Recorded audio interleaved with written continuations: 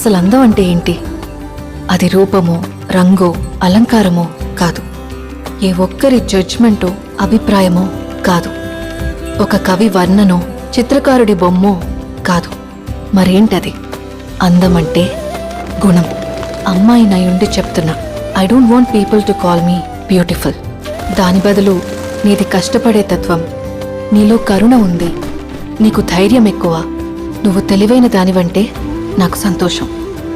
Address us by our qualities. MS Subbalakshmi అంటే భక్తి, అందం కాదు. మదర్ తెరెసా అంటే కరుణ, అందం కాదు. ఐన్ ర్యాండ్ అంటే తత్వం, అందం కాదు. సరస్వతి అంటే విద్య, దుర్గా అంటే ధైర్యం, గౌరీ అంటే తపస్సు, లక్ష్మి అంటే శుభం. ఇలా ఏ దేవతనైనా ఆమె క్వాలిటీస్ కోసమే పూజిస్తారు, ఆమె అందం కోసం కాదు.